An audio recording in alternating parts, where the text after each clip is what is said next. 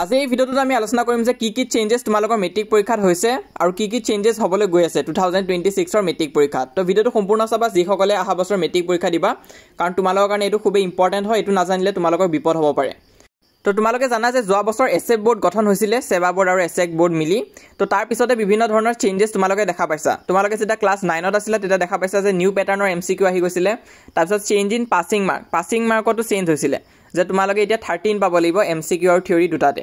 ঠিক তেনেকুৱাকৈ মেট্ৰিক পৰীক্ষাৰ কাৰণে বিভিন্ন ধৰণৰ চেঞ্জেছ আহিছে, যোনটো তোমালোকে জানাটো খুবেই ইম্পৰ্টেণ্ট হয়। এইখিনি নাজানাৰ কাৰণে বহুতো ষ্টুডেণ্টছে 2025ৰ মেট্ৰিক পৰীক্ষাত ফেইল কৰিছে। তো এইখিনি কিন্তু খুবেই ইম্পৰ্টেণ্ট হয়, মন দি চাবা তোমালোকে। 1 নম্বৰ পইণ্টটো হৈছে যে change in descriptive type question. তো আজিকালি থিয়ৰী কুৱেশ্যনটো তোমালোকৰ বহুতখিনি চেঞ্জ হৈছে, MCQয়ে নহয় থিয়ৰীটো চেঞ্জ আহিছে। আগলৈ কি আছিলে থিয়ৰী কুৱেশ্যন, চ' তোমালোকে বংগ বিভাজনৰ অন্তৰ্নিহিত উদ্দেশ্য কি আছিল চমুকৈ লিখা। তো তেনেকুৱা নিচিনা ডাইৰেক্ট তোমালোকৰ এক্সাৰচাইজত যোনখিনি কুৱেশ্যন আছে হিষ্টৰী পাৰ্টত বা জিঅ'গ্ৰাফী পাৰ্টত একদম একজেক্ট সেইটোৱে তুলি দিয়ে। কিন্তু এইবছৰ তেনেকুৱা হোৱা নাই, এইবছৰ অকণমান ভিতৰুৱা কুৱেশ্যন আহিছে আৰু তোমালোকৰ থিংকিং বেছ কুৱেশ্যন আহিছিলে। এই 46 নম্বৰ কুৱেশ্যনটোৱে তোমালোকে চোৱা, compare the method of protest use in Swadeshi movement with those employed in the earlier Indian rebellion of 1857। তো ইয়াত দুটা চেপ্টাৰৰ দুটা বেলেগ বেলেগ টপিকৰ মাজত কম্পেৰিজন সুধিছে। তো এইটো কেতিয়া পাৰিবা তোমালোকে, যদি দুটা চেপ্টাৰে ভালকৈ পঢ়ি থৈ দিয়া আৰু ভালকৈ কনচেপ্টখিনি বুজি পোৱা। তো এনেকুৱা নহয় যে অকল তোমালোকৰ এক্সাৰচাইজত থকা কুৱেশ্যনখিনিহে আহিব, তাৰ বাহিৰেও কুৱেশ্যন আহিব পাৰে, তোমালোকে প্ৰিপেয়াৰ থাকিব লাগিব। তো ঠিক তেনেকুৱাকৈ মেথছৰ কথা যদি মই কওঁ, মেথছত আগলৈ কেনেকুৱা কুৱেশ্যন আহিছিলে, তোমালোকৰ এক্সাৰচাইজত যোনখিনি কুৱেশ্যন আহিছিলে সেইখিনি একজেক্ট আহে আৰু এক্সাম্পলত যি থাকে তাৰ বাহিৰে একো কুৱেশ্যন নাহে। তো কোনোবা ষ্টুডেণ্টে যদি আগতে এক্সাৰচাইজ আৰু এক্সাম্পল গোটেইখিনি কমপ্লিট কৰি থৈ দিয়ে, তেনেহ'লে সি বাহিৰা কোনো কুৱেশ্যন নাপায় আৰু ইজিলি 90+ স্ক'ৰ কৰিব পাৰে। কিন্তু আজিকালি তেনেকুৱা নহয়, আজিকালি কনচেপ্ট বেছ হয়। তোমালোকে কনচেপ্টখিনি ভালকৈ জানিব লাগিব, কাৰণ ৰেফাৰেঞ্চ বুকৰ কুৱেশ্যনো দি দিব পাৰে তোমালোকক। তোমালোকে এইটো এক্সপেক্ট কৰিব নোৱাৰা যে গোটেইবিলাক কুৱেশ্যন এক্সাৰচাইজ আৰু এক্সাম্পলত থকাই দিব, তো তেনেকুৱা নহয়। আৰু ছায়েন্সৰ কথা যদি কওঁ, ছায়েন্সত আগতে কেনেকুৱা কুৱেশ্যন আহিছিলে, তোমালোকৰ এক্সাৰচাইজৰ গোটেইখিনি কুৱেশ্যন আহে আৰু এক্সাম্পল আৰু ইনটেক্স কুৱেশ্যনখিনি আহে। কিন্তু এইবছৰ তেনেকুৱা নহয়, এইবছৰ তোমালোকৰ ইচ এণ্ড এভৰি লাইন ইম্পৰ্টেণ্ট হয়। এক্টিভিটিজখিনিও চাব লাগিব, এক্সপেৰিমেণ্টখিনিও চাব লাগিব, কাৰণ এনেকুৱা নহয় যে গোটেইবিলাক কুৱেশ্যন এক্সাৰচাইজ আৰু এক্সাম্পলৰ পৰা আহিব, বাহিৰা কুৱেশ্যনো এটা দুটা আহিব। তো এইটো এটা ইম্পৰ্টেণ্ট চেঞ্জ হয় মেট্ৰিক পৰীক্ষাৰ কাৰণে, তো এইটো মনত ৰাখিবা। তাৰপিছত নেক্সট চেঞ্জটো হৈছে তোমালোকৰ 4টা ছেটত OMR থাকিব। তো এই চেঞ্জটোৰ কথা যোৱা বছৰ এনাউন্স কৰিছিলে, কিন্তু বহুতো ষ্টুডেণ্টছে মানা নাছিলে। কিন্তু এইবছৰ মেট্ৰিক পৰীক্ষা দিওঁতে সিহঁতে নিজে গম পাইছে যে 4টা ছেটত OMR হৈছে। ইয়াতে ধৰি লোৱা তোমালোকে মেট্ৰিক পৰীক্ষা দিবলৈ গৈছা, তাত এনেকুৱা নিচিনা বেঞ্চ থাকে আৰু তাত এটা বেঞ্চত দুজনকৈ বহিব পাৰে। তো সেইটোৱে নিয়ম হয় তোমালোকৰ মেট্ৰিক হলবিলাকত। তো এতিয়াৰ পৰা কি হ'ব, তাত তোমালোকৰ ছেট থাকিব কুৱেশ্যন পেপাৰৰ, set A, set B, set C আৰু ছেট D থাকিব। তো আগতে কি আছিলে, আগতে সকলোৱে একেধৰণৰ কুৱেশ্যন পেপাৰে পাইছিলে, মানে ছেইম আছিলে কুৱেশ্যন পেপাৰ, আৰু কুৱেশ্যনবিলাক লগৰটোৰ পৰা সুধিব পাৰে।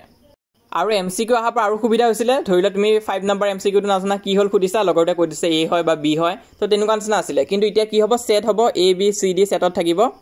ধৰি লোৱা তুমি যদি A পাইছা, তোমাৰ ছাইডত বহাজনে B পাব, পিছত বহাজনে C আৰু D পাব।